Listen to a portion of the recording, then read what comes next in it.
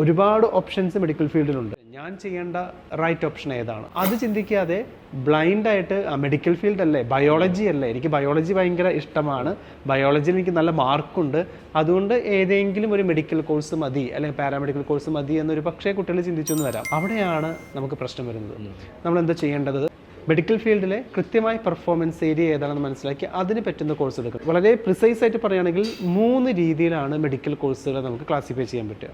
ഒന്ന് patient care, അതായത് പേഷ്യൻസിനെ direct handle ചെയ്യേണ്ട കരിയേഴ്സ് ഉണ്ട്. 2 ടെക്നിക്കൽ പാരാമെഡിക്കൽ കോഴ്സസ്, സാങ്കേതികപരമായ ആക്ടിവിറ്റീസ് വരുന്ന പാരാമെഡിക്കൽ കോഴ്സുകളുണ്ട്. 3 റിസർച്ച് ഓറിയൻറ്റഡ് പാരാമെഡിക്കൽ അല്ലെങ്കിൽ എക്സ്പെരിമെൻ്റ് ഓറിയൻറ്റഡ് പാരാമെഡിക്കൽ കോഴ്സുകളുണ്ട്.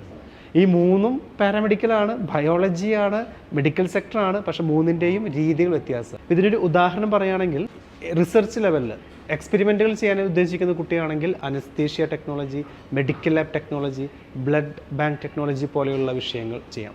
കാരണം അവിടെ ഒരു ഓറിയൻറ്റേഷൻ, ഒരു റിസർച്ച് അല്ലെങ്കിൽ ഒരു ഫൈൻഡിങ്സ്, അനലറ്റിക്സിൻ്റെ ഒരു സാധ്യത അവിടെ വരുന്നുണ്ട്. അതേസമയം ടെക്നിക്കൽ ഓറിയൻറ്റേഷനുള്ള കുട്ടിയാണെങ്കിൽ മെഡിക്കൽ ഫീൽഡിലെ സ്കോപ്പ് ആ കുട്ടിക്ക് ഉപയോഗപ്പെടുത്തണമെങ്കിൽ ടെക്നിക്കലായ പാരാമെഡിക്കൽ കോഴ്സ് എടുക്കണം. X ray, radiology, dialysis technology, operation theatre technology. അതേസമയം ആളുകളുമായിട്ട് ഇൻട്രാക്ട് ചെയ്യണം, വളരെ കമ്മ്യൂണിക്കേറ്റീവായിട്ട് ഇൻ്റർപേഴ്സണൽ ലെവലിലൊക്കെ വർക്ക് ചെയ്യണം, ആളുകളെ ഹെൽപ്പ് ചെയ്യണം. അങ്ങനെയൊക്കെയാണ് ഉദ്ദേശിക്കുന്നതെങ്കിൽ സ്വാഭാവികമായിട്ട് ഫസ്റ്റ് കാറ്റഗറിയാണ് നഴ്സിംഗ്, ഒക്യുപ്പേഷൻ തെറാപ്പി, ഒരു പരിധി വരെ ഫിസിയോതെറാപ്പി പോലെയുള്ള വിഷയങ്ങളൊക്കെ നമ്മൾ സെലക്ട് ചെയ്യേണ്ടിയിരിക്കുന്നു.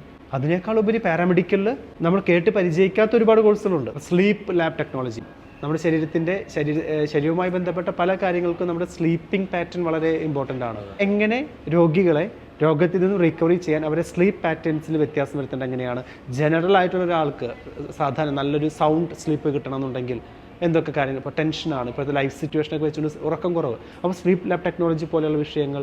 അതുപോലെ തന്നെ ന്യൂറോ ഫിസിയോളജി, ന്യൂറോ ഇഷ്യൂസ് വരുമ്പോൾ അതിൻ്റെ കെയർ കൊടുക്കുന്ന ഡിപ്പാർട്ട്മെൻറ്റുകളിൽ വരുന്ന സപ്പോർട്ടീവായിട്ടുള്ള ജോബ്സാണ്, വളരെ ഡിമാൻഡിങ് ആണ്.